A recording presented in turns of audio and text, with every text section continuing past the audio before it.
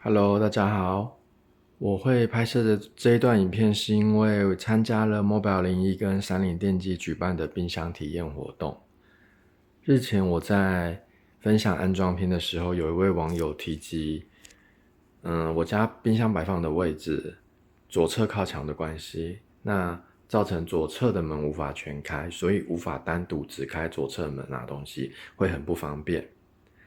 我后续其实有跟他分享实际使用的情况，然后还甚至有拍照跟他解释，其实不太会造成什么困扰。左侧门无法全开，其实不会造成什么太大的困扰。那只是后续他给我的回复是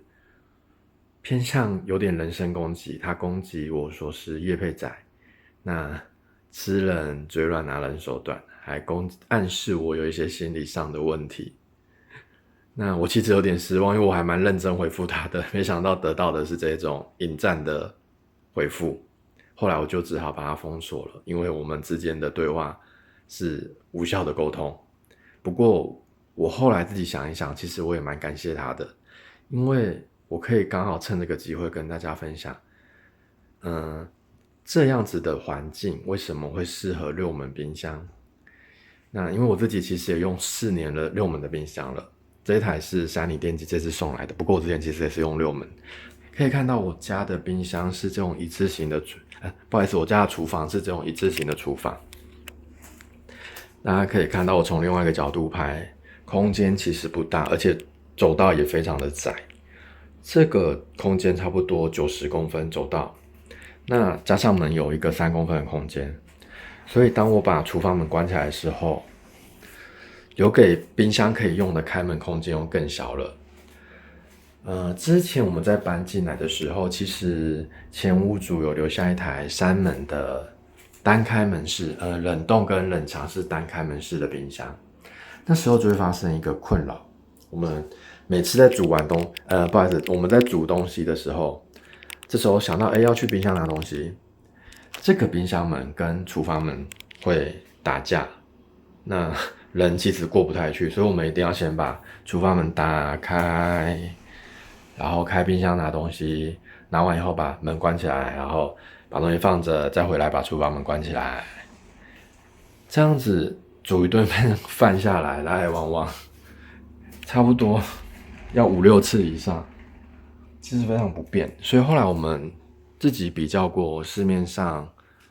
各种款式，然后各个品牌推出的冰箱，那加上我们有一个容量的需求，有大容量的需求，所以后来决定买6门的冰箱。那时候差不多是4年前，所以我们用了4年，其实用下来都没有问题。那如果大家也担心会有跟该位网友说的情况，就是因为左门没办法全开，那我要单独拿左门，我要单独开左门拿东西的时候会造成不便。其实我可以跟大家分享一个事情，就是那时候我们在买上一台冰箱的时候，销售员有跟我们说啊，像这种对开门的冰箱，它这里其实会有一片这个跟着转轴跑的东西。这片东西，我不建议大家这样去玩它啦，不过我是跟大家演示一下。它照理讲，你开门的时候，它要回归这个位置，然后你关门的时候，它会跑回去。可是有时候它，开门的时候它可能一点点问题，它没有跑回去，它一半开启，或者是我们人拿东西不小心撞到它开启，没有发现，我们把门关起来，大家可以看，它会撞到。那如果很大力撞，这个东西真的有可能被我们撞坏掉。那一台冰箱其实像这种对开式的冰箱，日制的一台可能6-7万，那美式的冰箱可能也是蛮贵的，甚至10几万都有。那这样就把它撞坏掉了，那维修费可能也蛮可怕的。所以其实以我个人的建议，我也会建议大家开右门为主，开没有这一片的这个门为主，没有那一片的这个门为主。然后如果气张就可以拿到大部分东西哦，我跟大家演示一下。我拿手机不好拿，大家可以看到这里一锁，东西放在最难拿的地方就是那里了，因为那是最高离人最远的地方。我其实还是拿得到，我不一定要开桌门，我就可以拿得到了。那可能比较矮的人，那他可能根本碰不到，因为其实日制的冰箱6门冰箱高度是比较高的，因为它其实比较窄嘛，大家可以看到它真的很窄，68.5公分而已，非常非常窄，所以它的高度跟深度都会比较多一点点。那这个可能真的如果要买要注意，如果家里的人真的身高比较不高，那最上面那一层真的会比较难拿，这个是我实话实说。那其实这次30是有把这个东西下降一点，然后让这种大的瓶子可以放进去，然后拿东西，矮的人拿东西也会比较方便一点。不过像我的经验，我个人经验，我家长辈差不多150公分，他这里他真的摸不到后面，但是他可以摸到这前面的东西，所以我会准备像这种盘子，上面可以放一些酱料类的东西，它就很容易就可以拿到，因为后面的东西它可以转来前面拿，这个是一个小道具，很方便。那关门的时候也先把这个关起来，让这一片顺利归位以后，再把这个门关起来。这个对开门冰箱，我有特别去卖场看日制的6门都有，然后美式的对开门也有那一片东西。那大家可以其实买冰箱要多注意，因为东西真的蛮贵的，不要太容易把它弄坏。那我再跟大家分享好了，借这个机会，像我家这种小厨房啊，就真的要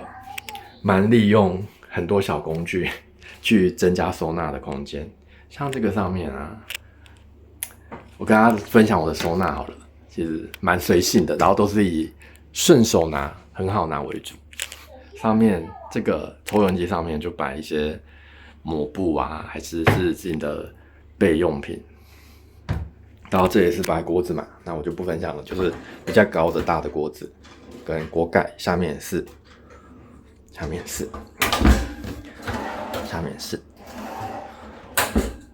然后这里摆就是瓶瓶罐罐类的嘛，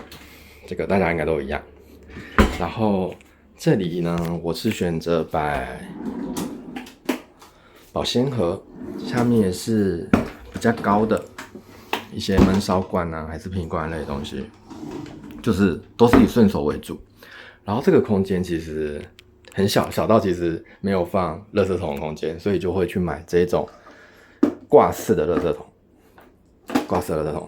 那原本我的规划是上下摆一个，然后一个是干的，一个是湿的。可是后来发现那个边边其实很容易发霉，所以每一次收的时候都会需要洗一下，所以变成是2个轮流交替用，然后另外一个就晾干。那这个作业台的空间啊，其实也非常小，所以买了一个这种顶天立地式的盘子，可以放这些东西，瓶瓶罐罐类的。那这个是宜得利买的，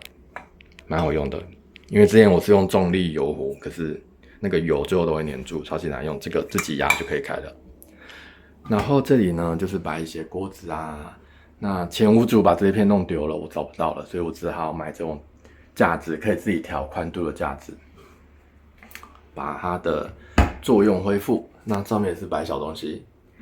那这下面呢，这是摆一些里里扣扣清理的东西。然后这里面的架子也是大家可以去找，其实很好用，因为它可以增加这个空间的利用率。像这个扁的，我就可以拿来摆平底锅，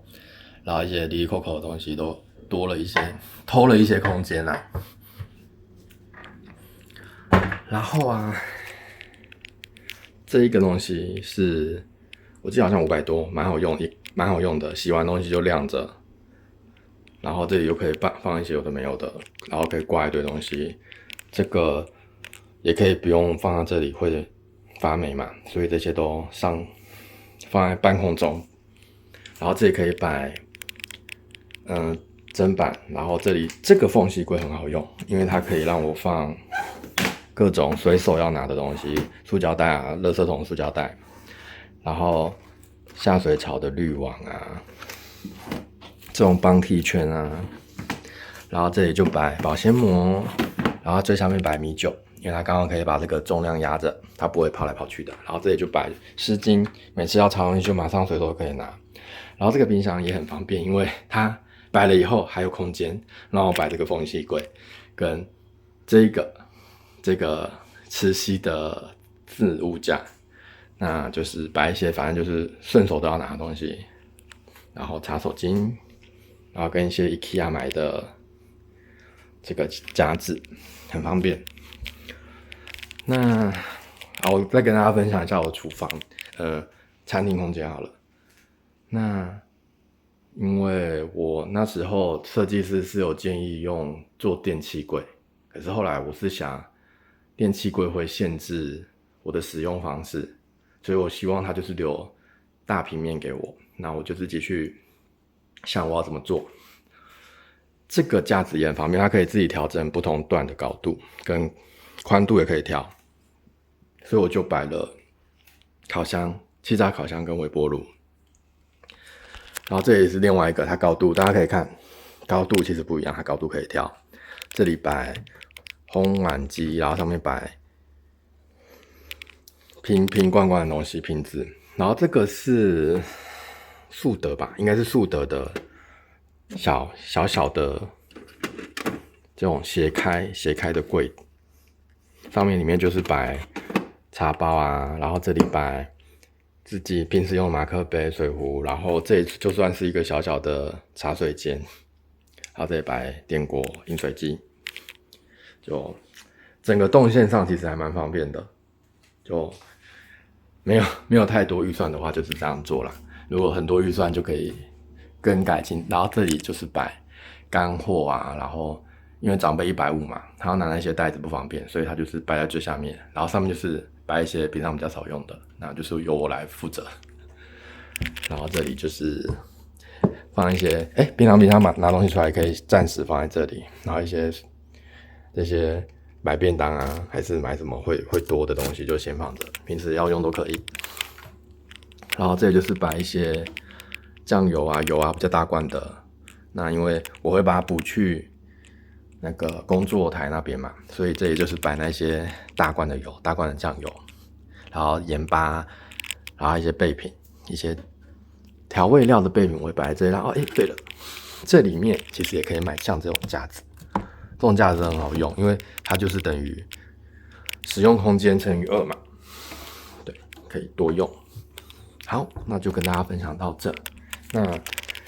以我家这种空间，一字形的厨房，然后走道又偏窄，然后又想要有一个厨房门可以煮东西的时候关起来的，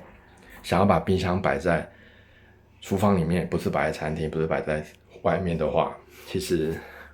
我会真的推荐大家用6门冰箱。那如果你的需求没有那么大，你只想要400-500公升的冰箱的话，那当然，你的空间就更多了，那选择也更多。但是我就是想要600公升的冰箱，所以我觉得在我家这个空间来讲，我类似的空间，我其实很推荐大家买6门的冰箱。那我再跟大家分享好了，因为他那么做以后，我特别测试，我不要放那个缝隙柜，然后这个冰箱移到最旁边，其实还是可以全开啦，只是我真的觉得没有必要，我宁可我的动线、我的使用是方便的，我的收纳是方便的，因为如果把这个缝隙柜移到这里，那我要拿上面的东西，我可能手是脏的、是湿的，那用久了以后，这一面墙壁其实一定会泼到，一定会弄脏，而且动线上很不方便。我放在这里，我随时想拿都可以拿，而且移过来以后，上面有办法磁吸这些东西的，因为就没空间了。而且我在洗东西的时候啊，这个东西其实这个砧板跟这个缝隙柜还有这些磁吸的东西，其实保护了我的冰箱，因为我在洗东西的时候水不会泼到它。那我真的把它靠过来，我为了左开门，其实真的我觉得没必要。那厂商他的理由是说，厂商给的图就是左开门需要的空间就是19.1公分的样子。那我想所有厂商在公布这些尺寸规格的时候，其实公布的是全开尺寸嘛，那不代表我们一定要全开才能用它。每个人家里的环境不一样，真的不要随意在网络上攻击别人，跟去想别人家里的环境是不是很难用，其实还蛮不礼貌的，而且还攻击人家的人格，我觉得有点过分。那好啦，就分享到这。那希望大家可以参考一下，不一定要买我说的冰箱，但是我真的蛮推荐大家在这样子的空间，6门冰箱真的蛮好用的，而且原本只能放450公升的冰箱，那我甚至多加了100多公升，150公升以上，变成6门的600公升的冰箱。那使用上，说实话，我有特别问过长辈，他原本其实也蛮排斥的，他觉得这种冰箱贵，他也觉得可能不太好用。他现在跟我说，这个冰块是超级好用，他超级喜欢。他在泡咖啡泡什么要喝，马上就可以有冰的可以喝了。他也很喜欢这个冷冻室的空间，他觉得比起传统2门3门那种冷冻上置的单门式的冰箱，他以前就是把东西往里面塞，因为他身高不高嘛，那他最后可能里面东西他也拿不到，他也拿不出来，他也忘记，放久他就忘记。但是这个冰箱大家可以看，它真的是一目了然，抽屉式的。那它有没有比较大？我不敢说它比较大，那个要真的去看规格尺寸，但是它很方便，很好拿。这是他跟我分享的。那好，就这样。那也谢谢大家的观看。那希望大家在网络上还是要有点礼貌啦，不要乱攻击别人。而且说实话，Mobile01是一个商业网站嘛，那本来就是靠厂商，可能希望编辑去帮他们写文章，或者是在买广告版位来去运作的。那也让大家有这个空间可以讨论，就是讨论时事啊，讨论自己喜欢的事情啊，分享自己喜欢的事情。而且我自己本身平常就会分享我自己买的东西好用，我也会分享体验文，并不是真的有好处拿我才分享。其实我自己买东西分享的时候，我有被攻击是业配，其实听到都很伤心，因为都还我自认自己介绍东西是蛮老实的，而且其实30跟 Mobile01没有规定我不能写缺点，那安装片其实也没有什么缺点可以写，而且其实像我提到的后面有什么插座的收纳啊，真的不是每台冰箱都有，我很确定，因为我以前家里2门的冰箱就没有。然后像这个我有提到啊，像这叫什么支撑脚的盖板，其实我为了讲这一句话，所以我还立刻跑去家乐福看说是不是真的每一台冰箱都有这个东西，还真的不是每一台冰箱都有这个东西。然后因为有一些冰箱它的支撑脚做的比较里面，所以其实它可能也不一定需要，但是有这个支撑脚，其实你看像这个它支撑脚比较外露，其实有可能踢到，所以它做这个东西保护我们的脚，也保护支撑脚。然后像这个支撑脚调整工具，我真的从来没有在任何一个牌子，我买的牌子也不多啦，但是我没有看过任何一个我买的牌子有附这个东西，包含我上一台6门冰箱也没有附。然后它甚至有一个凹槽可以给它收纳。这一台WL61K 系列，这个东西真的让我觉得有点震惊，非常贴心，而且它的设计，大家可以看那个有一个斜角，其实也防止我们人脚去踢到它会受伤。其实这里也有做，其实真的蛮细心的，我必须老实讲，这个。该称赞就是要称赞啊，不是因为我是写体验文的关系，我确实拿了冰箱，可是就是我也很老实的介绍，就算如果不方便的，我也会老实讲。不过那就可能后面体验文的部分我再讲。好，那就真的讲到这了，谢谢大家，拜拜。